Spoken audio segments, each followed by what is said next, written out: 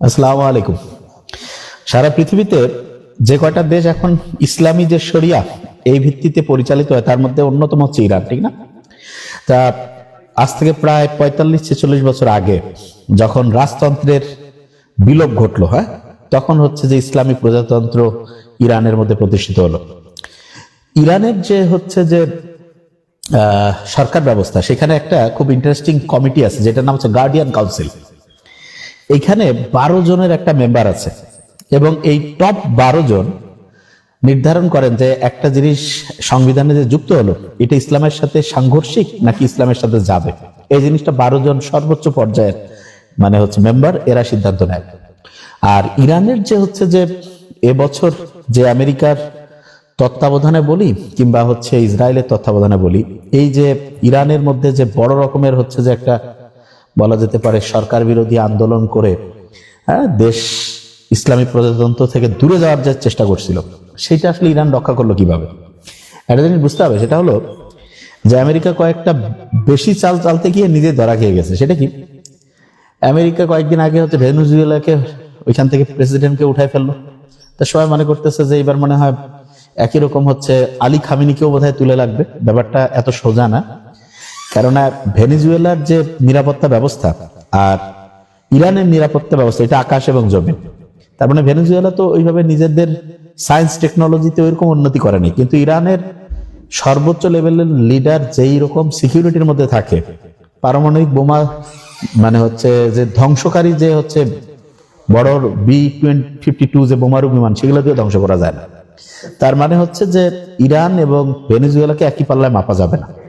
আরেকটা জিনিস যেটা হচ্ছে সেটা হচ্ছে যে ইরানের মানুষজন একটা জিনিস বুঝছে যে আগে আমরা আমাদের দেশের মানুষজনের দ্বারা শাসিত হইতাম, এখন যদি আমরা দেখা যায় এটা ওইটাকে যেটা বলে যে হচ্ছে আমেরিকার হচ্ছে যে লোক সেট করা, তার দ্বারা যদি হচ্ছে আমাদের দেশ পরিচালিত হয়, তাহলে আমাদের দেশের যে সম্পদ টম্পদ আছে সব পাচার হয়ে যাবে। আমেরিকা যার বন্ধু তার শত্রু আর লাগবে না, সে যথেষ্ট হয়ে যাবে। তা এই জিনিসটা ইরানের মানুষজন কিন্তু বুঝতে পারছে।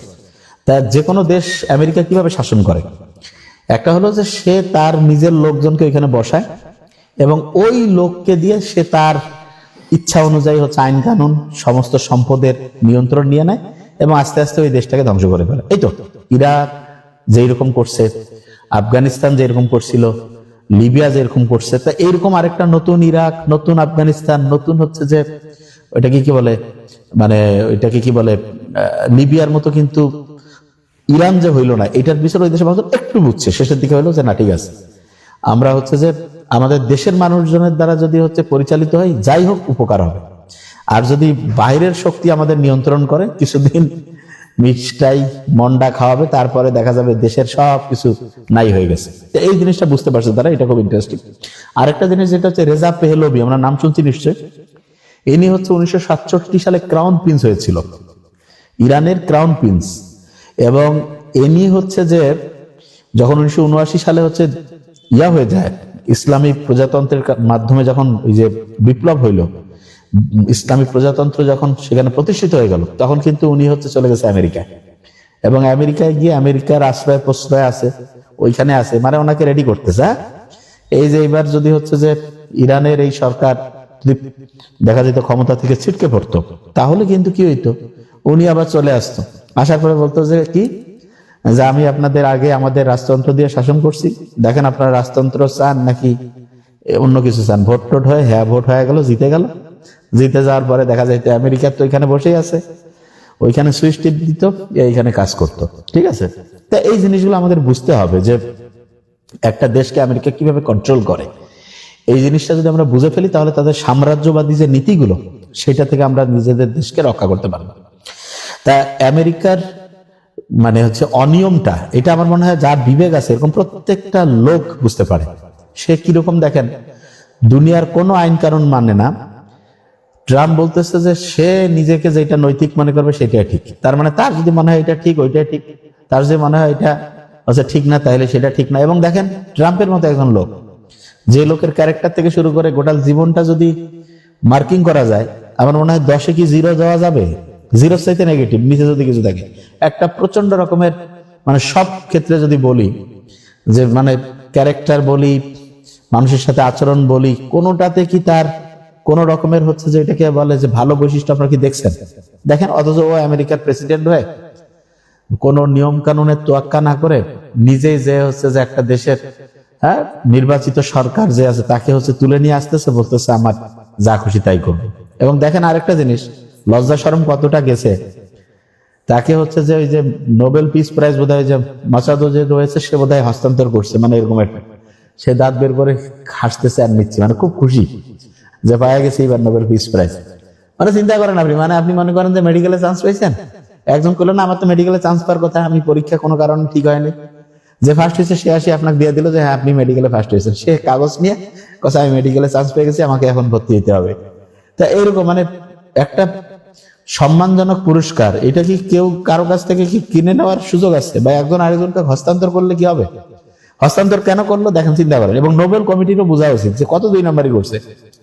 অনেস্টির সাথে যদি তারা দিত, মাসাদ হচ্ছে অনেক ভালো ভালো লিডার সারা দুনিয়ায় আছে, তাদের না দিয়ে দিয়েছে কেন? পলিটিক্যাল বোঝা যায়। তারপরে নোবেল কমিটির নোবেল দেওয়ার প্রক্রিয়ার মধ্যে বড় রকমের এখন 2 নাম্বারই আছে, বোঝাই যাচ্ছে। অনেক ভালো ভালো লোককে না দিয়া তারা যাকে মন যাচ্ছে ওইরকম লোককে দিয়ে দিল। তো এই জায়গাটা ভালো করে আমাদের বুঝতে হবে। আর ইরানের যে হচ্ছে যে ওটাকে বলে যে শাসনতন্ত্রটা, এইটা মধ্যে অনেক ভালো বৈশিষ্ট্য আছে। কিরকম? যেমন দেখেন, ওইখানে কিন্তু সর্বোচ্চ যে নেতা হবে সেটা আপনি যে কাউকে চাইলেই বানাই দিতে পারবেন না।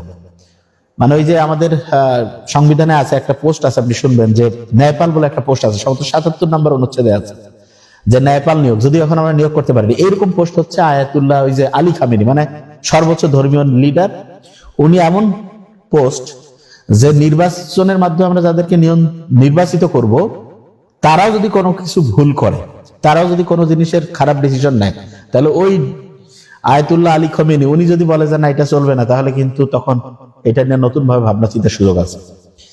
তা আমি কিছুদিন আগে কিছু বই পড়ছিলাম, ওই যে সক্রেটিস, প্লেটো, এরিস্টটলের ওই সময়, তার মধ্যে প্লেটোর এদের ওই যে আপনি রিপাবলিক পড়ছেন না, পড়ে দেখবেন যে প্লেটো কিন্তু কখনোই এই যে মূর্খদের গণতন্ত্রে বিশ্বাস করতো না। কইতো যে মানে শিক্ষিত লোক, অভিজাত, মানে বুঝাইতে যে যেই বিষয়ে নলেজেবল তার কথাটা খুব গুরুত্বপূর্ণ। তা আমাদের দেশে তো যে সবচেয়ে শিক্ষিত তারও ভোটের দাম এক, যে গাঁজাখোর, মূর্খ, অর্ধ পাগলা, জীবনে কিছু করে নাই, তারও ভোটের দাম এক।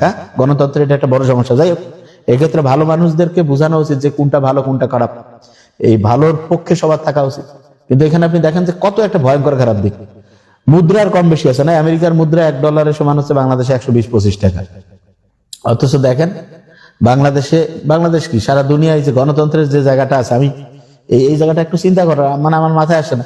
সবচেয়ে মানে যারা বুঝে বেশি তাদেরও ভোট হচ্ছে এক, যে মূর্খ কোনোভাবে খালি হচ্ছে জ্ঞান আছে, মানে কিছুই। হ্যাঁ, এটা অবশ্য একটা ঠিক যে এখন কে বেশি শিক্ষিত কে মূর্খ এটা কিভাবে নির্ধারিত হবে, ঠিক আছে, কিন্তু তারপর দেখেন যে সিস্টেমটার মধ্যে কিরকম একটা গোজামিল আছে।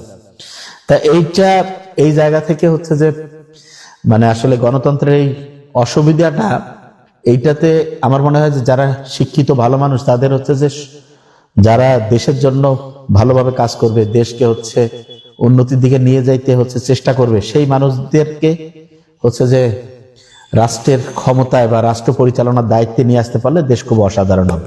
এটা খুব একটা ইন্টারেস্টিং জিনিস। এবং আমেরিকা দেখেন যে সারা পৃথিবী কন্ট্রোল করে 2টা জিনিস দিয়ে, আমি বলছি, একটা হচ্ছে ডলার, এটা 1 নম্বর অস্ত্র, আর 2 নম্বর যেটা সেটা হলো যে সে বিভিন্ন দেশের হচ্ছে যে সম্পদগুলো সেটা হচ্ছে কন্ট্রোল নেয়, তেল সম্পদ, খনিজ সম্পদ, এবং তার সাথে তার টেকনোলজির একটা ব্যাপার আছে। টেকনোলজি দিয়ে সমস্ত তথ্য সে নিয়ে নেয়, সেই তথ্য ইচ্ছা মতো সে তার সুবিধা মতো ব্যবহার করে।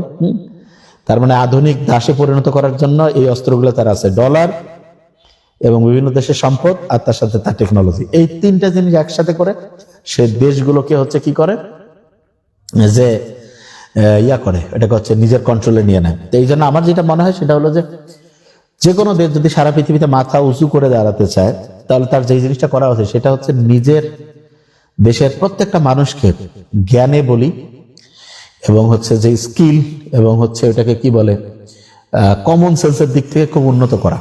খালি এই যে ক্লাসের পড়াটা থাকবেই, তার সাথে যে কোনো একটা বিষয় খুব দক্ষ করে গড়ে তোলা এবং মানুষজনকে সত্যিকার অর্থে সুশিক্ষিত করে গড়ে তোলা, যাতে বুঝতে পারে এটা ভালো এটা খারাপ, হ্যাঁ, এটা দেশের জন্য উন্নতির কারণ হবে, এটা দেশের জন্য ধ্বংসের কারণ হবে, এই জিনিসগুলো যদি বাসে মানুষজন বুঝে ফেলে এবং হচ্ছে যে ওটাকে ভালো মানুষজন যারা কোনো অন্যায় করবে না, যাদের চিন্তা ভাবনা হচ্ছে দেশকে উন্নতির দিকে নিয়ে যাবে, তারা যদি দেশ পরিচালনা করে, আমার মনে হয় যে কোনো দেশ সামনের দিকে উন্নতির দিকে যাবে। এবং দেখেন যেই দেশগুলো পৃথিবীতে খুব খারাপ অবস্থা এখন আছে, এগুলো হচ্ছে ওই দেশ যেই দেশ ভালো লিডার পায় না। যে কোনো দেশ যদি ভালো লিডার পায় তাহলে দেখবেন যে দুর্নীতি কমে যায়, অনিয়ম কমে যায়, যোগ্য লোক যোগ্য জায়গায় চলে যায়, দেশের মানুষজন কাজ করতে উদ্বুদ্ধ হয় এবং সবাই মিলে একসাথে যখন দেশকে উন্নতির জন্য কাজের মধ্যে হচ্ছে নিজেকে হচ্ছে কানেক্টেড রাখে, তখন অটোমেটিক দেশ সামনের দিকে চলে যায়। তাহলে প্রত্যেককে বলবো যে দেশকে উন্নতি যদি আমরা করতে চাই, হ্যাঁ, একাডেমিক কালকে যাবো তোমাদের লাইভে ইনশাল্লাহ, 26-এর একাডেমিক ব্যাচে তোমাদের আগামীকাল ইনশাল্লাহ আমি যাবো। এটা আমি আজকে তো জানিয়ে দিয়েছি যে আগামীকাল যাবো।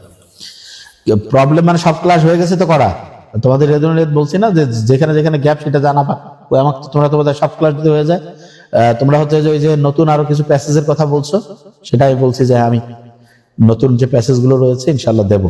কালকে তোমাদের গ্রুপে যাব, যে শুনবো যে কোন কোন জায়গায় প্রবলেম রয়েছে। ওকে, আর টেস্ট পরীক্ষার জন্য মানে হচ্ছে যে আগের যতটুকু পড়া হয়েছে তার সাথে একটু ইয়া করে পড়ে ফেলবো ইনশাল্লাহ। যে জিনিসটা বলছিলাম সেটা হলো যে প্রত্যেকটা মানুষকে হচ্ছে যে চিন্তা করতে হবে দেশে যাতে সৎ এবং হচ্ছে যে যারা দেশকে হচ্ছে উন্নতির দিকে নিয়ে যাবে এরকম লিডার যাতে আমরা পাই, এবং যে লোকগুলো নিজে জীবনে সফল হয়েছে এই লোকগুলো কিন্তু দেশকেও সফল করার সম্ভাবনা সবচেয়ে বেশি। হ্যাঁ, ব্যর্থ লোকজন জীবনে কিছু করতে পারে নাই, নিজের মাথার মধ্যে কিছু নাই, এই সকম লোকজন দিয়ে কিন্তু দেশ সামনে যাবে। সারা পৃথিবীতে যেই দেশগুলো চেঞ্জ হয়েছে, যেমন সিঙ্গাপুর বলি, লি কুয়ান ইউ, হ্যাঁ, ক্যামব্রিজ থেকে পড়ছে, অক্সফোর্ড থেকে যারা পড়াশোনা করছে, এদের দ্বারা যখন দেশ পরিচালিত হয়েছে অসাধারণ হয়েছে। তারপর মাহাথির বিন মোহাম্মদ মালয়েশিয়াকে অসাধারণ করছে। আমাদের যখন শহীদ প্রেসিডেন্ট জিয়া রহমান ছিল, অসাধারণ ভাবে দেশ সামনের দিকে যাচ্ছিল। তার মানে জ্ঞানী লোকজন, সৎ লোকজন যখন দেশ পরিচালনা করছে, দেশ সামনের দিকে গেছে। তা আমরা আশা করছি যে বিভিন্ন দেশের যে সাম্রাজ্যবাদী নীতি, এটা থেকে দেশগুলো মুক্ত থাকবে এবং আন্তর্জাতিক যে নিয়ম কানুন আছে এটা সবাই মানবে। আর প্রত্যেকটা নাগরিক প্রত্যেকটা দেশের যদি সুশিক্ষিত হয় এবং সৎ পথে চলতে থাকে, তাহলে আমার মনে হয় সারা দুনিয়ায় অসাধারণ হবে। Thank you so much. আসসালামু আলাইকুম।